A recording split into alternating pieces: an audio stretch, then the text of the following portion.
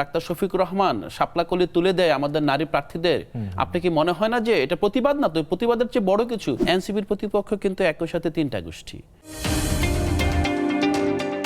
আমরা কিন্তু দলটা শুরুই করেছি আপনার উল্লেখযোগ্য সংখ্যক নারী নেতৃত্ব দ্বারা, এবং তাদের কিন্তু এই নেতৃত্বটা কোনো প্রিভিলেজড পজিশন না। হ্যাঁ, অনেকে গণঅভ্যুত্থানে ছিলেন, অনেকে দেশের বাইরে ছিলেন, বাট আমরা তাদেরকে গ্রহণ করেছি আমাদের political council, executive council, central body সবগুলোতে আমাদের আপনার মোর দেন 20% নারী ছিল। আমাদের পলিটিক্যাল কাউন্সিলে 30% নারী এখনো আছে। এখন আমাদের কজন নারী পদত্যাগ করেছে? আমাদের পদত্যাগ করেছে মোটা দাগে সেন্ট্রাল কমিটি থেকে 3 জন নারী। হ্যাঁ, কিন্তু ইভেন আপনি এখনো যারা আমাদের পলিসি মানে কি এই জোটের পলিসি সমালোচনা করছে, তারা দলে থেকে করছে। তারা তো খুবই গ্রহণযোগ্য ফেস, মানে পার্টির তো গ্রহণযোগ্য ফেস, পার্টিতে ক্ষমতাও মানে ধরেন কর্মীও থাকে, কিন্তু মানে কিছু তো মিডিয়া ফেস থাকেন, তারা তো খুবই গুরুত্বপূর্ণ। আমরা তো এটাকে সাপোর্ট করছি না, আমরা তাদের পদত্যাগপত্র গ্রহণও করি নাই, আমরা তাদেরকে চাচ্ছি।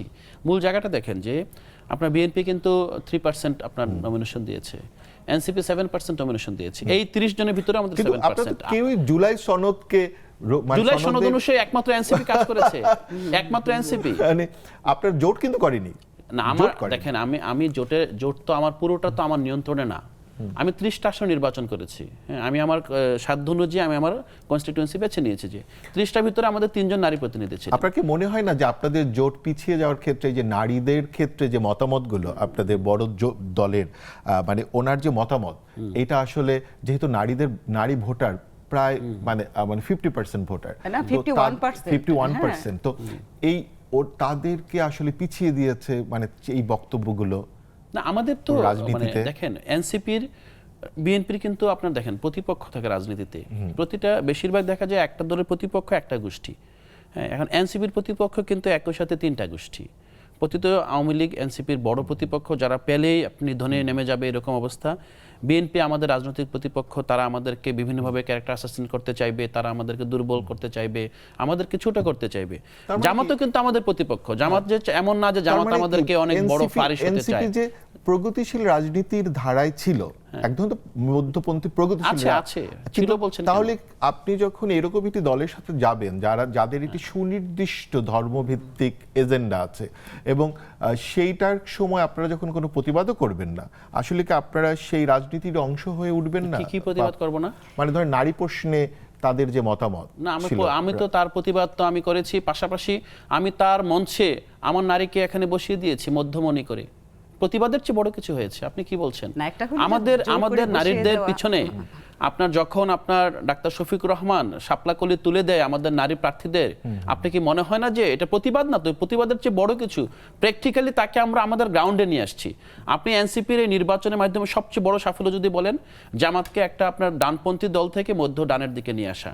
জামাতের অনেকগুলো পলিসি শুধুমাত্র এনসিপি থাকার কারণে তাকে আপনি স্যাক্রিফাইস করতে হয়েছে, এবং জামাতের এই জায়গা পজিশন পাল্টাচ্ছে, এখন ডেফিনেটলি পাল্টাবে, আরো পাল্টাবে। আমি আরেকটা বিষয় বলি, যেহেতু এখানে আমাকে কিন্তু ঢাবিয়ান হিসেবেও এখানে সামহাও মার্জিনালাইজড হয়েছে, আপনারা দুজন ঢাবিয়ান। তো পাশাপাশি আরেকটা বিষয় বলবো যে মানে যেমন ম্যাডাম যে দলকে সামহাও মানে সাপোর্ট করছেন, লিবারাল বলে মনে করছেন, তাদের 24 বছরের যে সংসার জামাতের সাথে, আমাদের 24 মাসও হয় নাই। আমি বলবো যে যদি আপনি এরকম মনে করেন তো মিনিমাম 24 মাস দেখেন যে অ্যাকচুয়ালি কি হয়। আমরা এখন পর্যন্ত জামাতের আপনি যদি বলেন নির্বাচনের পরও মোহাম্মদ, যেমন ধরেন রাজনীতি তো ওভার পাওয়ার একটা ব্যাপার আছে, মানে ধরেন জাতীয়তাবাদী দলের সাথে যখন জামাত ছিল তখন সেটি ছোট দল হিসেবে ছিল, বড় দল। আর এই জোটে কিন্তু জামাত বড় দল এবং এনসিপি ছোট দল। জামাত বড় দল না, আমি আপনাকে বলছি কেন বড় দল না। আপনি কিন্তু কথা বেশি বলছেন আমার চেয়ে, আমি একটু সুযোগ দেন। এই নির্বাচনে অথবা এই অ্যালায়েন্সের মধ্যে এনসিপি বড় দল, এনসিপি যে লিডিং পজিশনে আছে। কিভাবে আছে? আপনি তো বড় দল হিসাব করবেন কি কোয়ান্টিটি দিয়ে হিসাব করলে তো আপনার যে যারা আপনার 30%-এর বেশি ভোট পেয়েছেন, আপনি তাকে কাউন্ট করছেন না কেন? আপনি তাকে এখন আপনার 50 বছর পূর্বের আপনার যে তার কৃতকর্মের জন্য বারবার কাঠগড়াত নিচ্ছেন। আপনি যদি সত্যিকার অর্থে ডেমোক্রেটিক ভ্যালুকে লালন করেন, তাহলে এই মুহূর্তে এনসিপি এই জোটে লিডিং পজিশনে আছে। এনসিপি ঠিক করছে কি হবে, এই জোটের নারী নীতি কি হবে এনসিপি ঠিক করছে। এই জোট আপনার মাইনরিটির প্রশ্নে কি করবে এনসিপি ঠিক করছে।